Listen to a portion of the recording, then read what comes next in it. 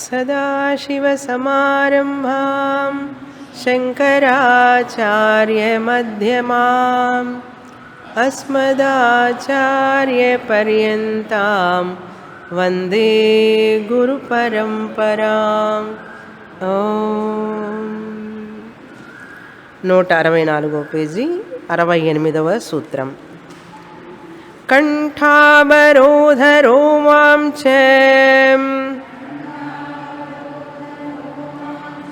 అశ్రుభిః పరస్పరం లపమానాః పావయంతి కులాని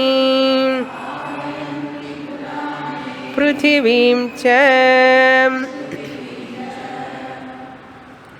నారదుల వారు జ్ఞాని భక్తి లేక అద్వైత భక్తిని గురించి చెప్తున్నారు.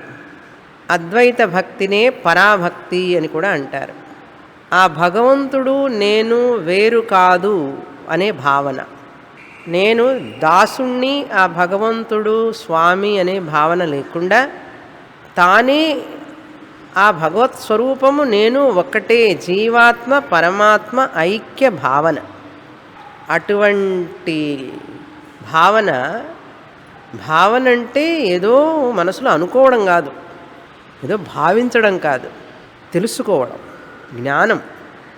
భావనలు ఉంటాయి పోతాయి కాసేపు, భావన శాశ్వతంగా ఉండదు.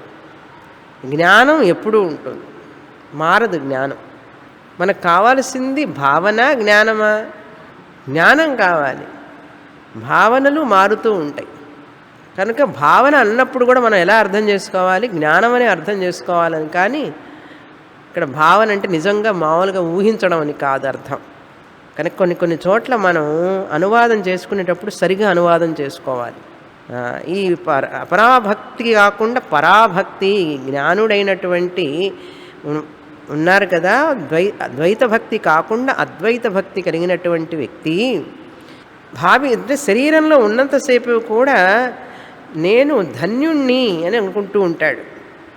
ఈ శరీరంలో ఉన్నాను, నేను ఆత్మస్వరూపాన్ని ఇది తెలుసుకోగలిగాను, నేను ధన్యుణ్ణి అని చెప్పి కంఠావరోధనంట, గద్గదమైపోతుంది కంఠమే. మనుష్యాణం సహస్రేషు, ఇన్ని వేల కోట్ల మందిలో నాకు ఈ భాగ్యం కలిగింది, ఎంత పూర్వజన్మ శుక్రం చేసుకుంటే నాకు ఇటువంటి గురువు దొరికారు, ఈ గురువు దగ్గర నీ జ్ఞానాన్ని పొందాను. ఇటువంటి జ్ఞానం వల్ల ఎంత ఆనందాన్ని అనుభవిస్తాడంటే చెప్పడానికి లేనంత ఆనందం.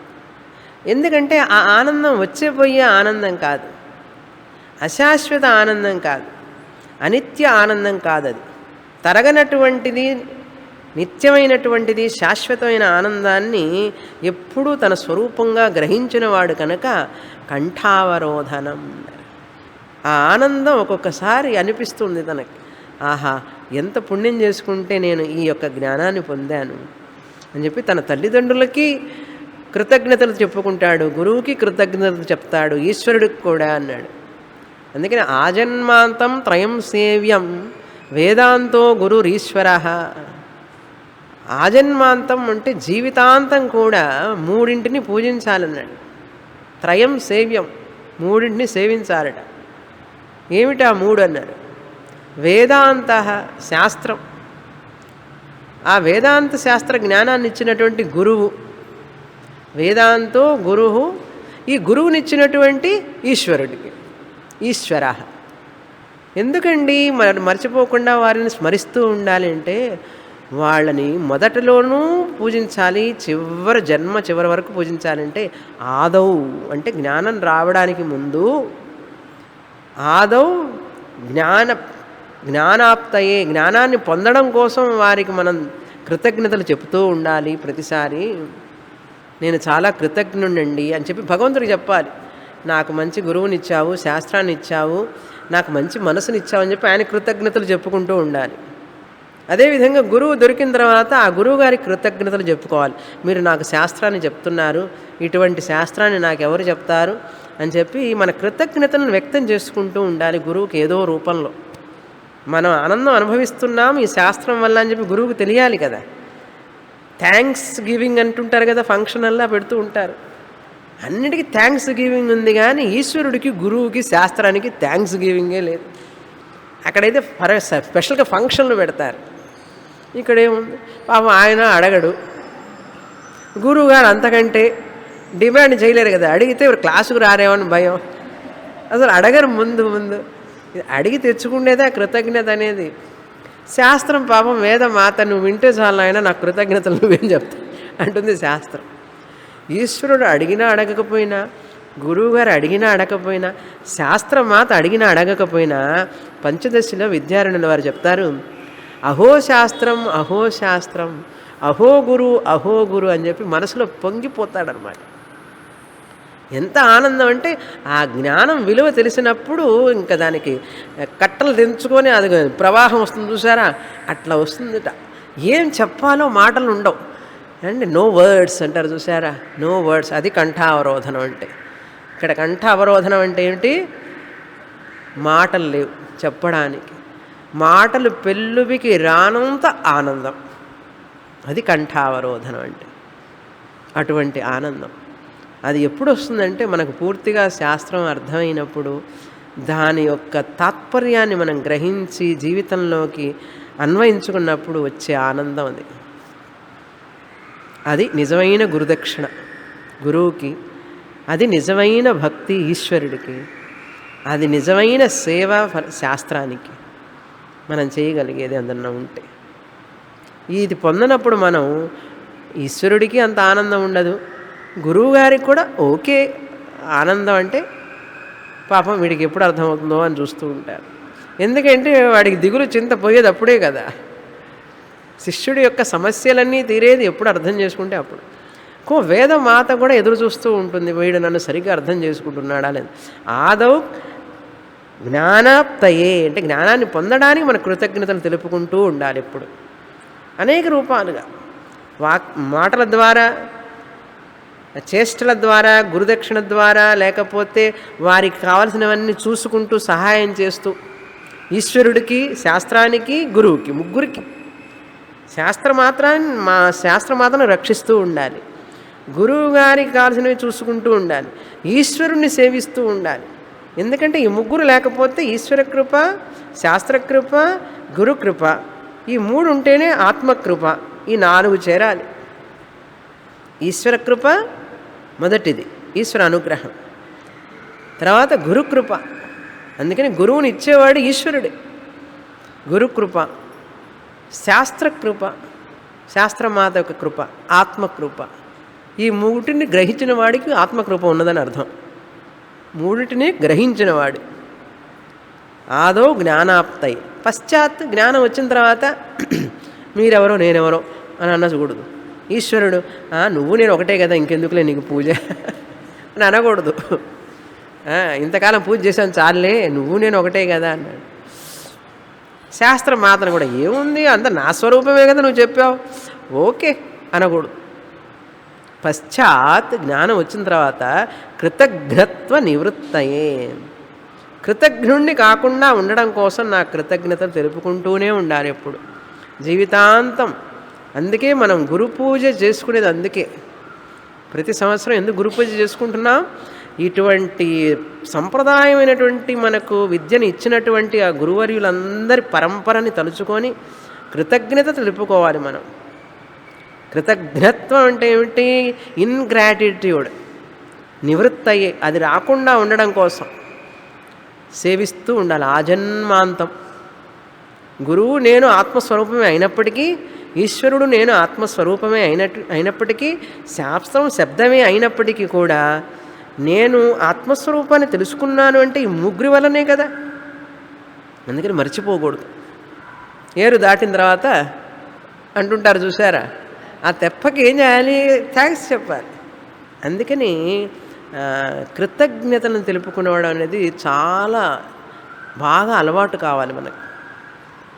మొన్న ఎక్కడో ఆర్టికల్ కూడా వచ్చింది ఫ్యూ మంత్స్ బ్యాక్, తెలుగులో ఈనాడులోనే స్పెషల్ ఎడిషన్లో కృతజ్ఞత అనేది చదివి ఉంటారు, చదవకపోతే చదవండి, ఆ ఇష్యూ తెచ్చి పెట్టండి క్లాసులో. కృతజ్ఞ ఏ విధంగా ఎప్పుడెప్పుడు ఎక్కడ తెలుపుకోవచ్చు అని చక్కటి ఆర్టికల్ చాలా బాగా రాశారు. కృతజ్ఞత 2 పేజీలు ఉంటుంది ఆర్టికల్. Beautiful article. ప్రతి ఒక్కళ్ళు చదవాలి అది. స్వామిని మీరు ఇవన్నీ కూడా చదువుతారని అడుగుతారా? నేను చదువుతాను. అట్లాంటి ఆర్టికల్స్ అన్నీ చాలా అద్భుతమైన ఆర్టికల్స్, బాగుంటాయి. కంఠావరోధన రోమాంచ, రోమాలు ఒళ్ళు గగురు పొడుస్తుంది అనమాట ఒక్కొక్కసారి ఆ ఆనందానికి. అనుభవానందమే అయినప్పటికీ కూడా అత్యంతమైనటువంటి ఆనందం. ప్రియ మోద ప్రమోద, తైత్రీయంలో చూసాం కదా, ఇది ప్రమోద ఆనందం. రోమాంచ అశ్రుభి, ఆనంద భాష్పాలు వస్తూ ఉంటాయి. ఆ గురువుగారు ఒక్కొక్క మాట చెప్తుంటే, నువ్వు అమృత స్వరూపుడివి, చైతన్య స్వరూపుడివి అని చెప్తూ ఉంటే, ఇంతటి వాక్యాలు మీ ముందు నేను వినగలిగే భాగ్యం నాకు కలిగిందని చెప్పి కళ్ళ వెంట దారులుగా నీటి వస్తుంది, ఆనంద భాష్పాలు వస్తాయి. అది అనుభవించిన రోజు. అశ్రుభి పరస్పరం లపమానాహ, ఇలా చెప్పుకుంటూ ఉంటారు ఒకళ్ళకొకళ్ళు. చూసారా ఇవాళ ఎంత బాగుందో క్లాసు, ఆ సబ్జెక్ట్ బాగుంది కదా, ఈ పాయింట్ బాగుంది కదా, ఈ విషయం ఉంది కదా అంటే ఒకళ్ళకొకళ్ళు చెప్పుకుంటూ ఉంటారనమాట. అటువంటి చింతన ఉండాలి. అంతేగాని ఆ షాప్లో ఎంత ఉంది, ఇక్కడ ఎంత అమ్ముతున్నారు, ఇప్పుడు రీటైల్ ప్రైస్ ఎక్కడుంది, ఎంత ఉంది, ఇవన్నీ మాట్లాడరు వాళ్ళు.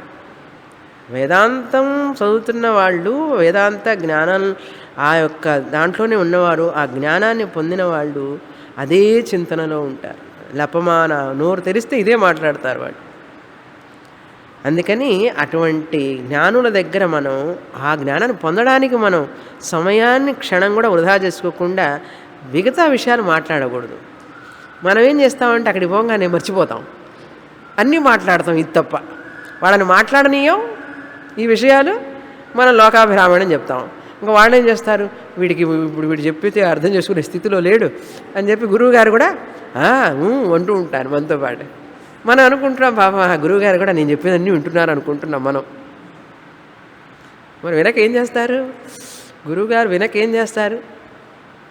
అందుకని మన పెద్దలు ఏం చెప్తారు చూడు, మహాత్ముల దగ్గరికి వెళితే, జ్ఞానుల దగ్గరికి వెళితే మన ప్రాపంచ విషయాలు మాట్లాడి మన జీవితాన్ని వృధా చేసుకోకూడదు. మనం సైలెంట్గా ఉంటే వారి నోట్లో నుంచి ఏ మాట వస్తుందో, ఏ వాక్కు వస్తుందో చూస్తే అది మనకు ఆధ్యాత్మిక మార్గానికి ఉపయోగపడేటట్లుగా ఉంటుంది. మన సమయం ఇవ్వాలి కదా, సమయం ఇవ్వాలి కదా.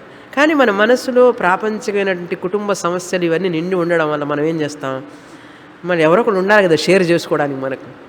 అందుకని ఇక గురువు గారి దగ్గరికి వెళ్ళి గడ అన్నీ చెప్పేస్తాం. పర్వాలేదు, కొద్ది కాలం టైం ఇస్తారు గురువు గారు కూడా. చెప్పు తర్వాత ఎంతకాలం అలసిపోతావు కదా, అప్పుడు ఇంకా ఆపేసేస్తాడు, అప్పుడు వినడానికి వస్తాడు. అందుకని గురువుగారు మొత్తం వింటారు ఫస్ట్. విన్న తర్వాత ఒక రోజన్నా వీడు రాకపోతాడా బాగా వినడానికి అని చెప్పి ఎదురు చూస్తూ ఉంటారు. భగవంతుడు కూడా అంతే. మనం బొమ్మల కోసం ఇల్లు కావాలి, కారు కావాలి అని అడుగుతున్నప్పుడు ఇస్తూ ఉంటాడు భగవంతుడు. ఒక రోజుకైనా నన్ను స్వరూపాన్ని తెలుసుకోవడానికి అడుగుతాడులే అనే ఉద్దేశంతో. గురువుగారు అంతే, శాస్త్రము అంతే. కరుణామయులు, గురువు, శాస్త్రం, ఈశ్వరుడు కరుణామయులు. కనుక ఆ కరుణని మనం ఉపయోగించుకొని మనం ఇది కావాలి. లపమానాహ అంటే అదే చింతన, అదే మాట్లాడటం, అదే దాంట్లోనే ఉండాలి. ఇవన్నీ ఓవర్ పవర్ అవుతూ ఉంటాయి. మన ఇంటి సమస్యలు, శరీర సమస్యలు, ఈతి బాధలు అంటుంటారు చూసారా. ఆ ఈతి బాధలు అంటే ఏమిటో నాకు ఈ రోజుగా అర్థం కాలే. ఈతి బాధలు, కుటుంబ సమస్యలు, ఇవే మనకు ప్రధానంగా ఉండడం వల్ల మనసులో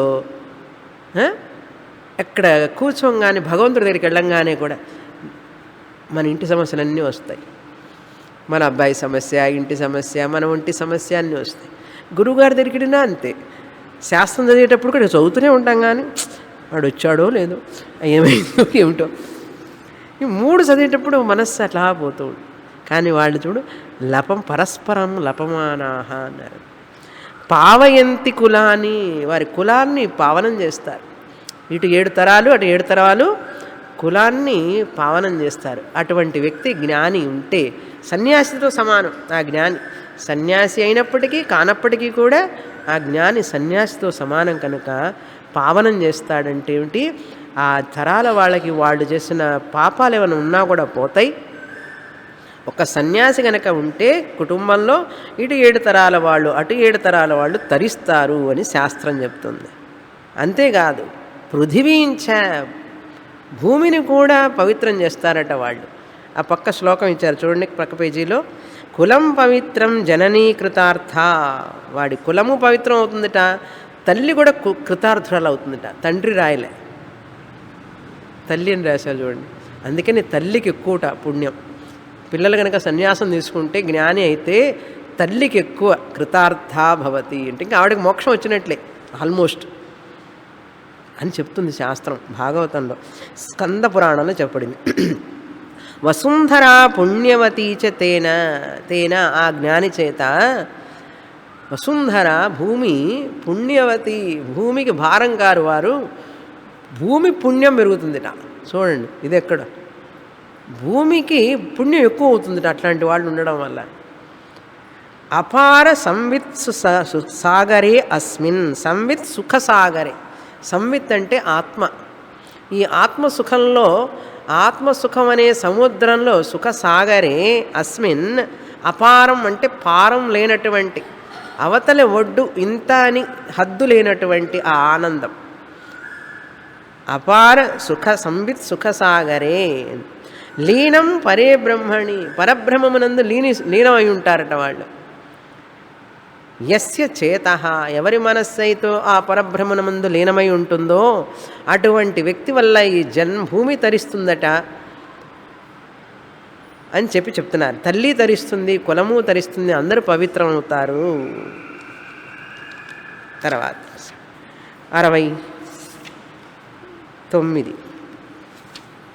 తీర్థీకుర్వంతి తీర్థాని సుకర్మీ కుర్వంతి కర్మాణి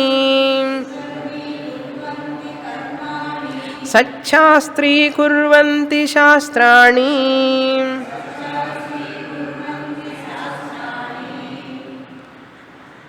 తీర్థం అంటే పుణ్యక్షేత్రాల దగ్గర ఉండే నదులు. ప్రతి పుణ్యక్షేత్రానికి ఒక నది ఉంటుంది. ఇప్పుడు కేదార్నాథ్ చూడండి, గంగా నది ఉంది.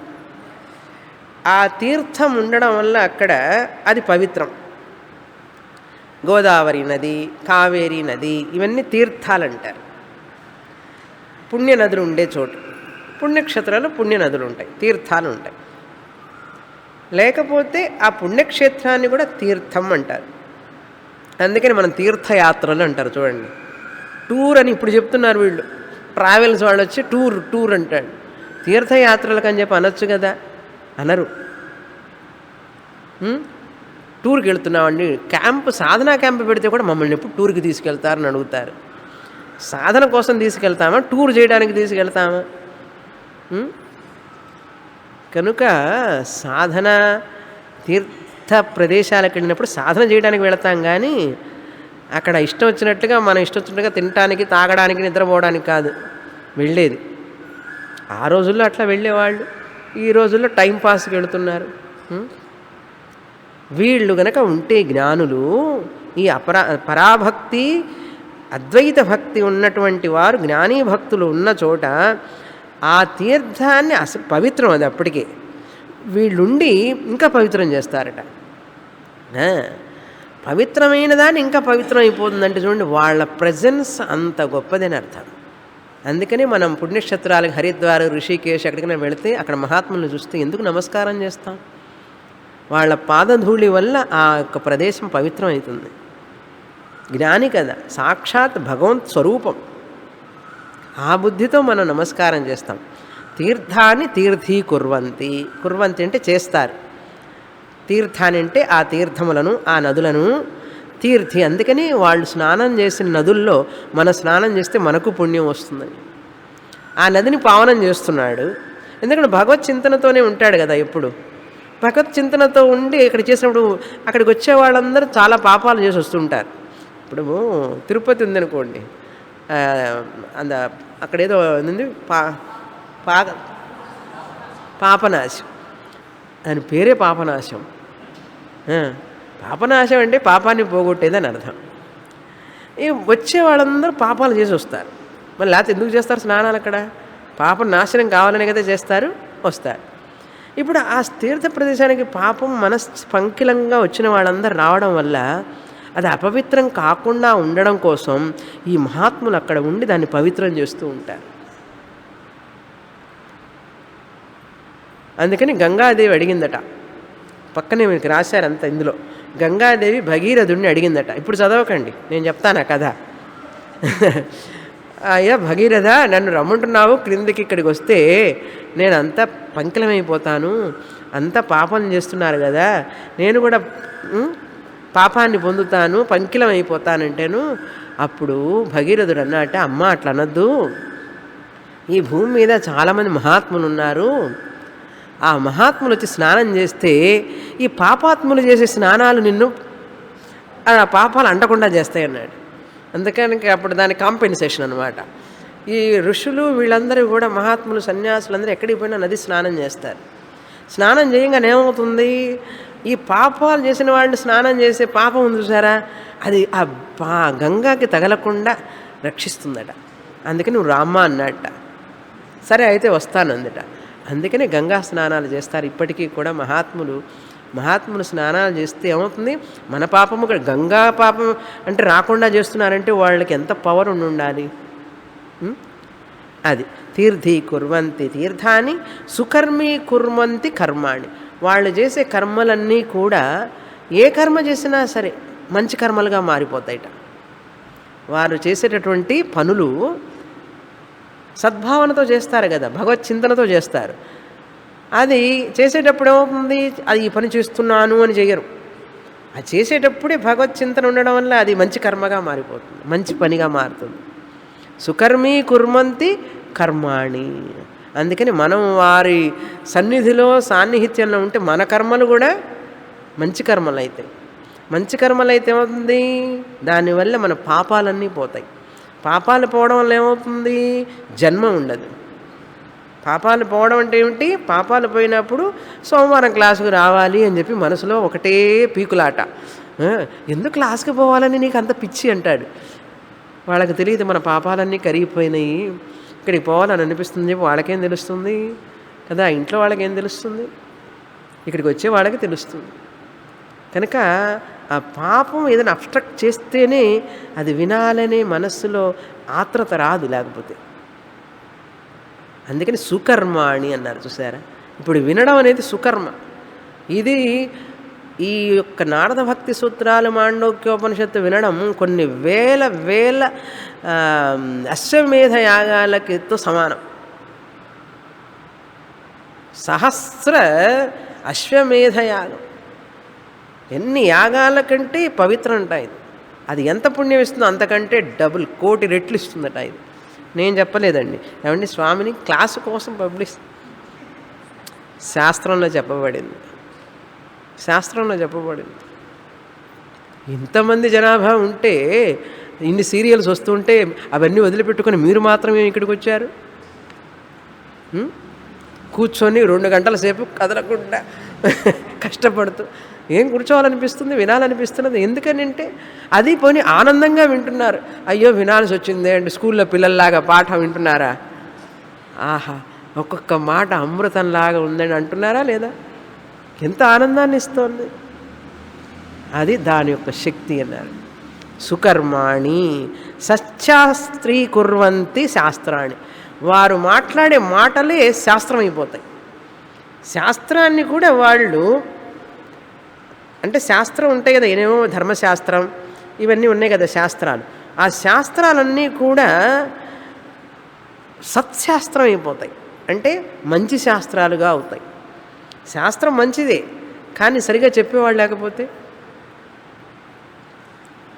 కనుక శాస్త్రమాత కూడా ఏం చేయలేదు.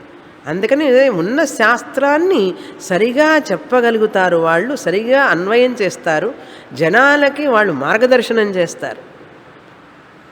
సమాజంలో వాళ్ళ యొక్క కర్తవ్యాన్ని వాళ్ళు గుర్తు చేస్తారు ప్రజలకి. తీర్థక్షేత్రాలకు వెళితే ఇలా ఉండాలి, ఇలా చేయాలి, దానాలు చేయాలి, ఇవన్నీ చేయాలని చెప్తారు. కర్మలు చేస్తే ఇట్లాంటి కర్మలన్నీ చెయ్యి, మంచివి చేయాలి, ఇలా చేయడం వల్ల శ్రాద్ధ కర్మలు, తర్పణ కర్మలు ఇవన్నీ చేయడం వల్ల మన పాపాలన్నీ కరిగిపోతాయి, మన కర్తవ్యాలన్నీ చేయాలని చెప్పి ప్రజలకు బోధ చేస్తూ ఉన్నారు వాళ్ళు. ప్రతి చోట ధర్మశాస్త్రాన్ని, నీతి శాస్త్రం, ఈ అర్థశాస్త్రం, ఏ శాస్త్రాలు ఉన్నాయో ఇవన్నీ కూడా మనిషిని సన్మార్గంలో ధర్మ మార్గంలో మళ్లించడానికి వాళ్ళు శాయశక్తుల సర్వదా కృషి చేస్తున్నారు కాబట్టి, మనుషుల్ని మంచి మార్గంలో నడిపిస్తున్నారు కాబట్టి అక్కడ ఉన్న వాళ్ళందరూ కూడా మంచి పనులే చేస్తారు. వాళ్ళున్న చోట శాస్త్రం కూడా సక్రమంగా అందివ్వబడుతుంది. సత్శాస్త్రాన్ని అన్నారు. సత్శాస్త్రీకుర్వంతి అంటే శాస్త్రాన్ని సత్శాస్త్రీకుర్వంతి. ఎందుకంటే ఆ అద్వైత జ్ఞానం వల్ల వాళ్ళకి తెలుసు ఈ శాస్త్రాన్ని ఎలా చెప్పాలి, ఎప్పుడు ఎవరికి ఎలా చెప్పాలి, ఎక్కడ చెప్పాలి, ఎంతవరకు చెప్పాలి. అలా తెలియకుండా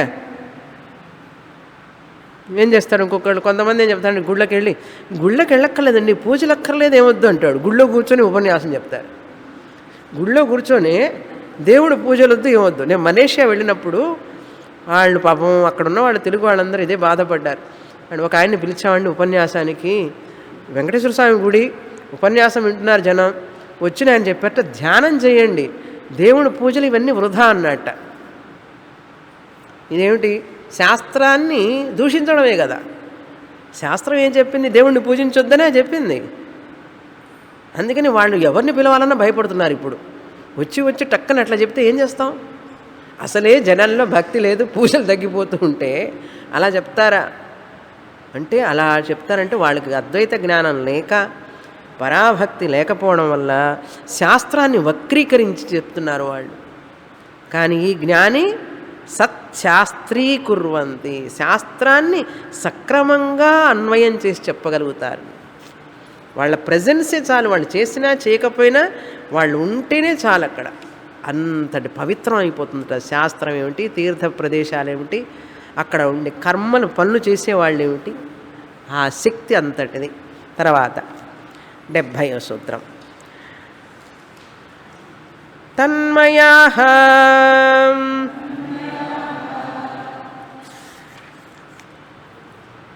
వారందరినీ మంచి కర్మలుగా మార్చడానికి, అందరినీ మంచివాళ్ళుగా మార్చడానికి కారణం ఏమిటి అంటే, తన్మయాః అన్నారు. తత్ మయాః తన్మయాః. వారెప్పుడు కూడా ఈ భగవంతుడు వేరే, నేను వేరే, ఈ జగత్ వేరే అని చూడలేదు ఎప్పుడు. అంతా నేనే, ఆత్మస్వరూపాన్ని, ఈ విశ్వం అంతా నాదే అన్నారు. వసుధైవ కుటుంబకం, వసుధా ఏవ మమ కుటుంబం అన్నారు. ఈ పృథివీ జీవరాశులన్నీ కూడా నా కుటుంబం అనుకున్నాడు. నేను, వాడు వేరే, వీడు వేరే అని చెప్పి లేదు వాళ్ళకి. భగవంతుడు వేరే అని కాదు, నేనే ఈ ప్రపంచమంతా కూడా నాదే. తన్మయాః, నేను అనే వ్యక్తిత్వం ఉండదు అక్కడ వాళ్ళకి. భగవంతుడు వేరేగా ఉండడు, ఈ ప్రజలందరూ వేరేగా ఉండరు, అందరూ కూడా ఒకటే. అంటే తత్ మయాః అంటే అందులో పరమాత్ముడిలో లయించున్నారు అన్నారు. అంటే అంతా పరమాత్మే అన్నారు. ఎటువంటి జ్ఞానమో చూడండి. తన్మయాః అంటే అందులోనే లయించి ఉంటారు. ఇప్పుడు తన్మయః అన్నారు. తన్మయులై ఉంటారు అంటే ఏమిటి? ఆత్మమయులై ఉంటారు. తత్ అంటే ఆత్మ, ఆత్మమయులై ఉంటారు అంటే. ఇక్కడ మయట్ అంటే వికారం అని కాదు. మయ అంటే గోల్డ్ మయం, స్వర్ణమయం అట్లా కాకుండా తన్మయాః అనేది ఆత్మస్వరూపమునందే అని అర్థం. తన్మయాః. తర్వాత సూత్రం. ఇక్కడ మయ ప్రాచుర్యార్థే అని అర్థం, వికారం అని కాదు. తన్మయాః అంటే భగవన్మయాః భవంతి. భగవన్మయం, వాళ్ళ స్వరూపమే, వారి మాటలే అంత భగవన్మయంగా ఉంటుంది అని అర్థం. అది అర్థం. తర్వాత మోదంతే పితరః నృత్యంతి దేవతాః సనాథాచేయం భూర్భవతి.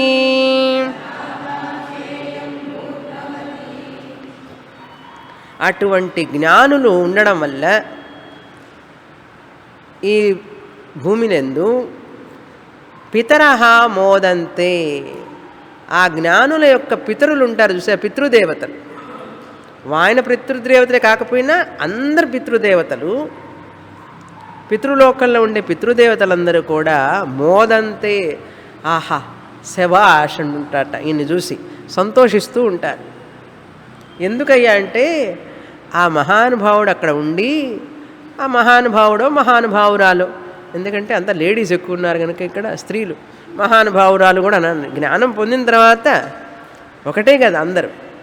కనుక అటువంటి జ్ఞాని ఉండడం వల్ల, పరాభక్తుడు అద్వైత భక్తి ఉండడం వల్ల వాళ్ళందరికీ చెప్తాడు, శ్రాద్ధ కర్మలు వదిలిపెట్టకూడదు, తర్పణం వదిలిపెట్టకూడదు, అవి మన శాస్త్రంలో విధించినటువంటి మన యొక్క విధులు, డ్యూటీ, అవి చెయ్యాలి అని చెప్పి వాళ్ళకి బోధ చేయడం వల్ల అక్కడున్న వాళ్ళందరూ కూడా ఆ పితృకర్మల్ని వదిలిపెట్టకుండా చేస్తూ ఉంటారు. ఆ పితృకర్మలు చేసేటప్పుడు పిండం తర్పణం వదిలినప్పుడు వాళ్ళకి అన్నం జలం లభిస్తాయి. అలా లభించినప్పుడు వాళ్ళు ఏం చేస్తారు, ఆశీర్వదిస్తారు. ఆహా ఈ వ్యక్తి ఉండడం వల్ల కదా మనకు ఆహారం నీళ్లు దొరుకుతున్నాయి, ఆ పితృదేవతల అనుగ్రహం ఉంటుంది కనుక మోదంతే పితృదేవతాహ. వాళ్ళందరికీ ఫాస్టింగ్ ఉండదు, ఫాస్టింగ్ లేకుండా ఎవ్రీడే వాళ్ళకి ఆహారం నీళ్లు లభిస్తాయి. ఎందుకంటే మహానుభావులు మంచి వాక్యాలు చెప్పి జనాన్ని మంచి మార్గంలో పెడతారు. ఎందుకు పెట్టారండి వాడికి అన్నాడు, నేను ఇక్కడ ఉండడానికి నా పితృదేవతలే కదా కారణం, కనుక వాళ్ళకి కృతజ్ఞతను తెలుపుకోవాల్సిన పని లేదా నాకు?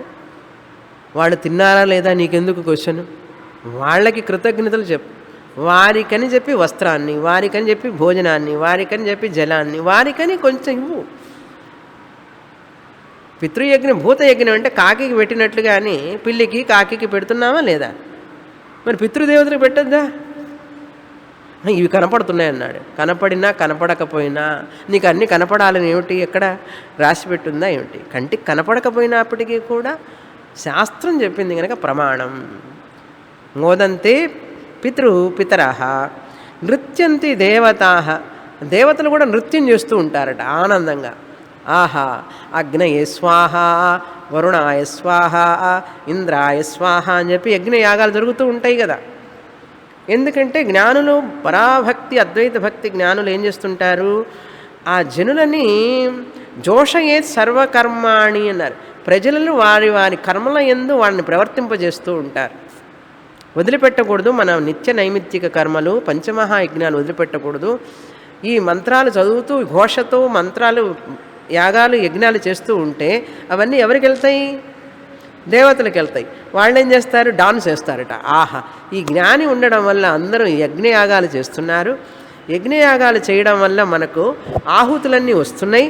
ఆహుతులు రావడం వల్ల మనం ఏం చేద్దాం? ఇప్పుడు ఆ జనానికి కావాల్సింది వర్షం, ఆహారం అన్నీ సప్లై చేద్దాం. వర్షం వస్తే అన్నీ వస్తాయి. ఉప్పిన రాకూడదు కానీ వర్షం వస్తే మంచిది, లేకపోతే ఉప్పిన పెడతానంటాడు. ఉప్పినంటే తెలుసు కదా, వరదలు ఇవన్నీ దేనికి వస్తాయి తెలుసా? ఆ దేవతలకి ఏదైనా హాని చేశామంటే వస్తాయి. వనదేవతని ఇప్పుడు కేదార్నాథ్లో అదే కదా ప్రాబ్లం. వనదేవత, జలదేవత, పర్వత దేవత, ఈ దేవతలకు ఎక్కడైనా ఏదైనా బాధ కలిగించామంటే మన స్వార్థం కోసం ఆ ప్రకృతి విలయ తాండవం చేస్తుంది. ప్రకృతి విలయ తాండవం చేసిందంటే నువ్వు ఎక్కడికో మసి అయిపోతావు, ఏముండదు ఇక్కడ. చూసాం కదా ఇప్పుడు విద్యుత్తును పుట్టిస్తున్నారు నీటి ద్వారా. ఆ ప్లాంట్స్ పెట్టి పెట్టి పెట్టి ఆ కొండల్లో కోణల్లో అంతా పెట్టేటప్పటికీ అవన్నీ షేక్ అయిపోతున్నాయి మొత్తం. ఏది కూడా మనం ఆ ప్రకృతి జోలికి పోకూడదు. మన ఆశలకు అంతులేదు కదా, మనిషి ఆశలకి అన్నీ నాశనం చేస్తాం. ఒకటి బాగుపడినిస్తాం, ఒక బాగుపడేవి చేయకపోగా ఉన్నవాడిని నాశనం చేస్తాం. ఉన్న చెట్లన్నీ కొట్టేసుకుంటాం, సిమెంట్ మేడలు కట్టుకుంటాం. గ్లోబల్ వార్మింగ్ అంటే ఏమిటి? ఈ ఎండలు జూన్లో ఇంత ఎండలు ఎట్లా వస్తాయి? ఎక్కడి నుంచి వస్తాయి చెప్పండి? ఎప్పుడన్నా ఉందా మద్రాసులో ఇంతవరకు? ఎందుకు ఇలా మారిపోయిందంటే మనిషి తాను ఎక్కడికి పోతున్నాడో తెలియడం లేదు. మనిషి స్వార్థపరుడైతే తాను నష్టపోతాడు, ప్రకృతి కూడా నష్టపోయి మనల్ని విపరిణామాలు ఇస్తుందన్నమాట. కనుక నృత్యంతి దేవతాః, దేవతలకి ఆనందం కలిగించాలి. అందుకని స్వార్థపరత ఉండకూడదు. స్వార్థం ఉన్నది అంటే ఆ మనిషి పతనమైపోతాడు ఎక్కడైనా సరే. అందుకని స్వార్థాన్ని దగ్గరికి రానివ్వకూడదు ఎప్పుడు కూడా. స్వార్థ చింతన, నేను, నాది, నా వాళ్ళు.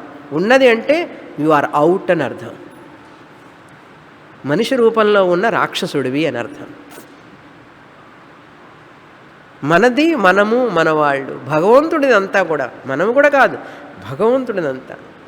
ఇదంతా భగవంతుడిదే అని అనాలి. అంటున్నావా? క్లాసులో కూర్చున్నంతసేపు బాగుంటుంది వినడానికి. చెప్పులు వేసుకోగానే అబ్బాయి అక్కడ నుంచుంటాడు, అమ్మాయి అక్కడ నుంచుంటుంది, బండి రెడీగా పెట్టుకో. మన కుటుంబం కుటుంబం కుటుంబం కుటుంబం. ఈ కుటుంబం ఎక్కడుంది? ఇది భగవంతుడి కుటుంబం. కనీసం నువ్వు కుటుంబంలో ఉన్నప్పటికీ కూడా ఆ చింతన, కనీసం ఆలోచన వస్తే చాలన్నాడు భగవంతుడు. అందుకని ఆలోచన చేయగా చేయగా మన స్వార్థం తగ్గుతుంది. కనుక స్వార్థం అనేది మహాశత్రువు మనిషికి అన్నారు. దేవత సనాథాచ ఇయం భూహు భవతి. భూదేవి కూడా నాథుడు అనాథ కాకుండా ఉంటుంది. సనాథ అంటే న అనాథ సనాథ. నాథ అంటే ఈ భూమిని కూడా రక్షించేవాడు ఉన్నాడు అని భూమికి కూడా సంతోషంగా, అబ్బా నన్ను రక్షించేవాడు ఉన్నాడు ఈ రోజుకి. ఎందుకంటే జ్ఞాని ఉంటే చెట్లు రక్షింపబడతాయి, ప్రకృతి దేవత రక్షింపబడుతుంది, ఎవరికి హాని చేయడు ఆయన. ఆయన ఉన్న చోట ఆయన బోధనల వల్ల ఎవరు దేనికి ప్రకృతికి హాని చేయరు. కనుక భూమి కూడా అవునాయన నువ్వు ఉండి కాస్త ఏదైనా చూసుకునైనా అంటుందట. అంతటి భూమికి కూడా సనాథాభవతి. లేకపోతే భూదేవి ఏమైపోతుంది? అనాథగా అయిపోయి ఒక్కటే బాధపడుతూ ఉంటుంది. ఇంత పాపమా భూమి మీద, ఇంటి ఘోరాల నేను తట్టుకోలేనంటుంది భూమి. జ్ఞాని గనక ఉంటే సనాథాభవతి అంటే తనను రక్షించేవాడు ఒకడున్నాడు అని చెప్పి భూమికి తృప్తిగా ఉంటుందట. ఎందుకంటే తన ధర్మాన్ని, భూభారాన్ని కాపాడేవాడు ఒకడున్నాడు జ్ఞాని. అతని వల్ల భూమికి మంచిది, కుటుంబానికి మంచిది, దేవతలు ఆనందిస్తారు, తల్లి ఆనందిస్తుంది, భూమి ఆనందిస్తుంది. ఎవరు ఆనందించరు? కోకొల్లలుగా శిష్యులందరూ ఆనందిస్తూ ఉంటారు. వారి సమీపంలో సన్నిధిలో ఉన్నారు. చూసారా? ఒక్క జ్ఞాని వల్ల ఎంతమందికి ఆనందం ఉందో చూసారా? ఆయనకేమున్నాయి? అన్నీ వదిలిపెట్టాడు. వదిలిపెట్టిన వాడి వల్ల ఏమిటి ఆనందం అంటే అదేనండి అన్నారు. పవిత్రత, ఆలోచన పవిత్రత, జ్ఞానం వల్ల. మనిషి అంటే జ్ఞానే మనిషి. మిగతా వాళ్ళందరూ మనిషి రూపంలో ఉన్నటువంటి అజ్ఞానులు. అందుకని జ్ఞానిని సేవించేది ఎందుకు? జ్ఞానం కోసం శాస్త్రం కోసం సర్వం త్యాగం చేయడానికి, సర్వం సమర్పించడానికి సిద్ధంగా ఉండాలి. త్యాగే నైకే అమృతత్వమానశు. జ్ఞానం కోసం సర్వం వదిలేయడానికి సిద్ధంగా ఉండాలి. అమ్మో అన్నీ వదిలేస్తే అన్నాడు. అది వదిలిపెట్టకపోతే ఇది రాదంటాడు. ఇంకా అభిమానం ఉంది కనుక ధనాభిమానం, శరీరాభిమానం, పుత్రాభిమానం, కులాభిమానం, కుటుంబాభిమానం, ఈ అభిమానాలన్నింటితో నీకు ఎక్కడ జ్ఞానం వస్తుంది? కానీ వదిలిపెట్టు అంటుంది. మానసికంగా సన్యాసం కావాలి. తర్వాత నాస్తి తేషు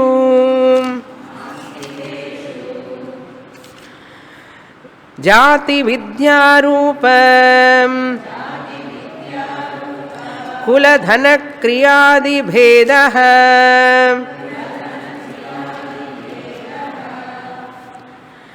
అటువంటి జ్ఞానికి అద్వైత భక్తి ఇది చెప్పుకుంటూ ఉండాలి ప్రతిసారి. భక్తి అంటే ఇక్కడ ఏ భక్తి? జ్ఞానీ భక్తి, నా ద్వైత భక్తి. ద్వైత భక్తిలో ఏముంటుంది? ఆయన వేరే, నేను వేరే, నేను ఆసామిని, ఆయన స్వామి. భగవంతుడు వేరుగా చూస్తూ ఉంటాడు. భగవంతుని నాకు ఇది కావాలి అది కావాలని అడుగుతూ ఉంటాడు. వీడు ఒక బిచ్చగాడు, ఈయనకు పోయి ఏ శక్తి ఉంటుంది? కానీ అద్వైత భక్తి కలిగినటువంటి ఆ భగవంతుడే సాక్షాత్ ఎక్కడున్నాడా అని ఎదుగుతుంటాడట జ్ఞానిని. లేకపోతే ఒంటరి వాడిని అయిపోతాను నేను, నాకు తోడు కావాలని చెప్పి జ్ఞానితోనే ఉంటాడట ఎప్పుడు భగవంతుడు. ఆ జ్ఞానికి ఎటువంటి భేదం ఉండదు ఎవరి మీద. నాస్తి లేదు అన్నాడు. తేషు ఆ జ్ఞానులయందు, పరాభక్తి అద్వైత భక్తి జ్ఞానులయందు ఇది లేదు. ఏమి లేదు? జాతి భేద నాస్తి. ఏ జాతి వాడా అని చూడకూడదు మనం. జ్ఞాని అయితే జాతి భేదం చూడక్కర్లేదు. అందుకని మన దేశంలో మన సంస్కృతిలో విభీషణ్ణి మనం గౌరవిస్తాం. ప్రాతస్మరణీయుడు, రాక్షస వంశంలో పుట్టినప్పటికీ కూడా. ప్రహ్లాదుణ్ణి మనం పూజిస్తాం, ఆయన రాక్షస వంశంలో పుట్టాడు. అదేవిధంగా భక్త కన్నప్పని గౌరవిస్తాం, శబరిని గౌరవిస్తాం. వాళ్ళందరూ ఎవరు? వాళ్ళు ఏ జాతి? బ్రాహ్మణ జాతా? లేదు కదా. కృష్ణుడే బ్రాహ్మణుడు కాదు, రాముల వారు బ్రాహ్మణుడు కాదు. ఏం చూసి మనం ఇస్తున్నామంటే జ్ఞానం. జాతిభేద నాస్తి, విద్యాభేద అపి నాస్తి. బాగా చదువుకున్నవాడా, చదువుకోలేనివాడా, కొంచెం విద్య ఉందా లేదా, ఆయన చాలా పండితుడండి అని ఇట్లాంటివన్నీ చూడకూడదు. జ్ఞానం అయితే చాలు, అంతే మనం చూడాల్సింది. అంతేగాని ఎంత స్కాలర్షిప్ ఉందా, పండితుడా, ఎంత బాగా మాట్లాడుతున్నా, ఇలొక్వెంట, ఇవన్నీ చూడకూడదు. విషయం ఆయనకు తెలిసిందా లేదా, అది మనకు కావాలి. అందుకని మనకు ఎక్కడుంటారో వారు తెలియదు కనుక మనం అందరినీ గౌరవిస్తూ ఉండాలి. విద్యా భేద నాస్తి, రూపభేద అపి నాస్తి. రూపం అందంగా ఉన్నాడా లేదా, కొంచెం అష్టావక్రుడు, వక్రంగా ఉంటాడు. ఈయనకి ఈ రోజుకి ఆయన పేరు మోగిపోతున్నది దేశంలో.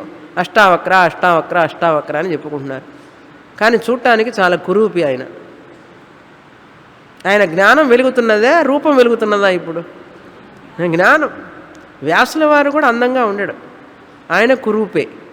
కానీ వ్యాసుల వారి పేరు, ఆయన పేరుని ఇప్పటికీ ఈ రోజుకి వ్యాస పూజ, వ్యాస పూర్ణిమ అని జరుపుకుంటున్నాం. ఏం చూసి జరుపుకుంటున్నాం? రూపాన్నే చూసి.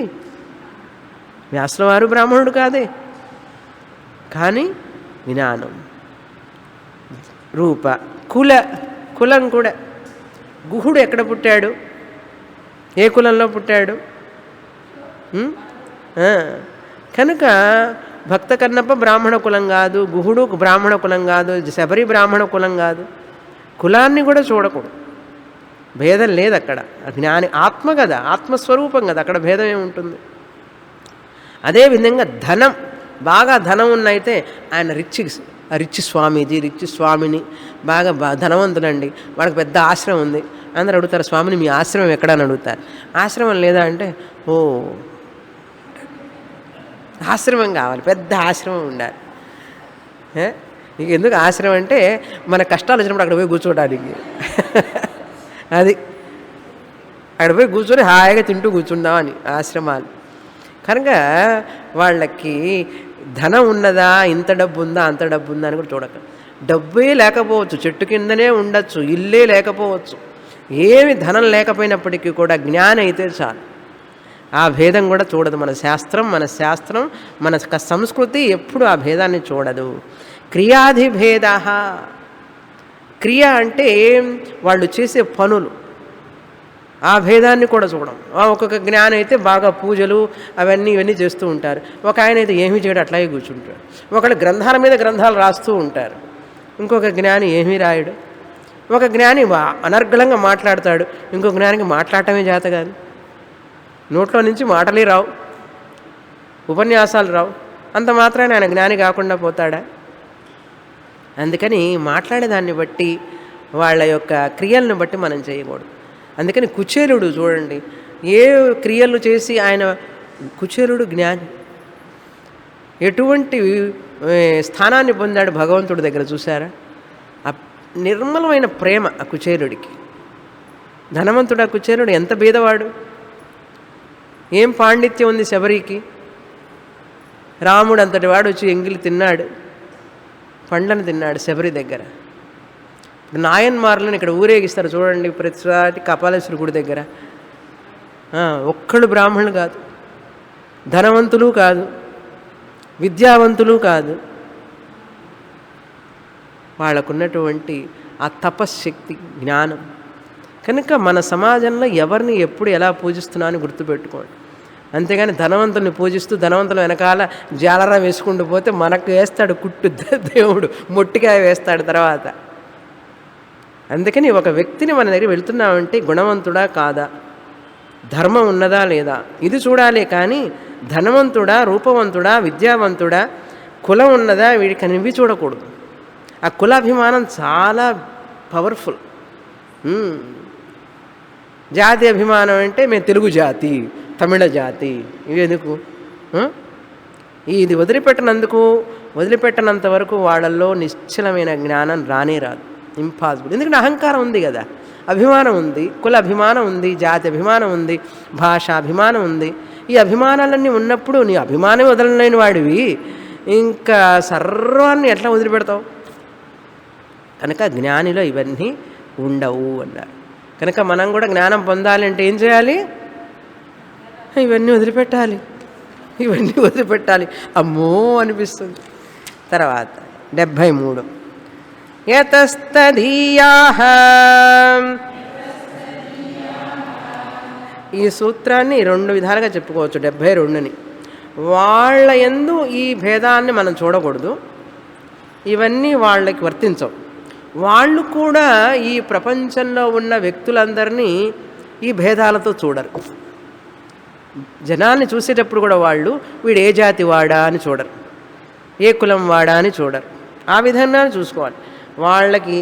వాళ్ళకి జాతి, కుల, రూప ఇవన్నీ ఉండవు.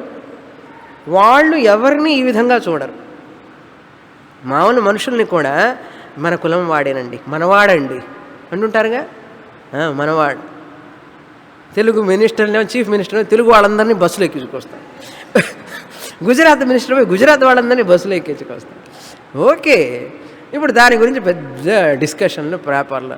వాళ్ళ రాష్ట్రాల్లో వాళ్ళని వాళ్ళ భవన్లో ఉంచుకొని వాళ్ళకి డబ్బులు ఇచ్చుకుంటే, ఎందుకంటే ఓట్ బ్యాంక్.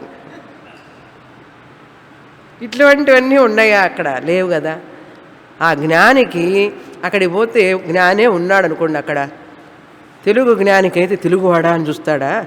తెలుగువాడికి మాత్రం రక్షించి గుజరాతీ వాడిని పో అంటాడా? పొలిటీషియన్ అయితే అంటాడు, జ్ఞాని అనడు. అదే ఏ మనిషి అయినా ఎంత తక్కువ వాడైనా అక్కడ కష్టాల్లో ఉన్నప్పుడు అందరినీ రక్షిస్తాడు. ఎందుకంటే వాళ్ళందరినీ కూడా ఎలా చూస్తాడు? యతః తదీయాః. వీరందరూ కూడా ఆత్మస్వరూపులే. తదీయాః అంటే భగవత్ స్వరూపం అని అర్థం. తత్ భగవత్ స్వరూపాః అన్నారు. వీళ్ళందరూ కూడా భగవంతుడి యొక్క రూపాలే కనుక, ఆత్మస్వరూపాలే కనుక వాళ్ళందరి జాతి, కుల, విద్య, ధన, క్రియ ఈ భేదాలన్నీ చూడడు. అట్లని చెప్పి మళ్ళీ ఇక్కడ శాస్త్రం జాగ్రత్తగా ఉండాలి. అందరూ ఒక్కటే అనకూడదు. మళ్ళీ వ్యవహారానికి వచ్చినప్పుడు వ్యవహారంగా శాస్త్ర పద్ధతిగా బ్రాహ్మణులు చేసే కర్మలు బ్రాహ్మణులు చేయాలి, క్షత్రియులు చేసేది క్షత్రియులు చేయాలి, వైశ్యులు చేసేది వైశ్యులు చేయాలి, శూద్రులు చేసే కర్మలు శూద్రులు చేయాలి. శాస్త్రం ప్రకారం శాస్త్ర విధి విహిత కర్మలు చేస్తూ ఉండాలి. అంతేగాని అక్కడికి పోయి ఇది వర్తించదు. మళ్ళీ అందరు జాతి కుల భేదాలు లేవన్నారు స్వామిని, అందరూ ఒక్కటే అన్నారు. ఆత్మస్వరూపంగా అందరూ ఒక్కటే, ఎవరిని నిందించవాకని చెప్పి అన్నారే కానీ వాళ్ళు చేసే పనులన్నీ నువ్వు చేయమని కాదు అర్థం. శూద్రులు తినే ఆహారం నిన్ను తినమని కాదు అర్థం. వయసులు చేసే బిజినెస్ను ఇంట్రెస్ట్ వడ్డీలు చక్ర వడ్డీలు నిన్ను ఇవ్వమని కాదు అర్థం. ఎవరు ఏదైనా చేయవచ్చని కాదు అర్థం. అక్కడ వాళ్ళందరినీ నిందించవాకు, వాళ్ళు కూడా భగవత్ స్వరూపులే అని భావనతో ఉండు అని అర్థం. అక్కడ అలా ఉంటారు జ్ఞానులు అన్నారు. తర్వాత సూత్రం వాదోనావలంబ్య.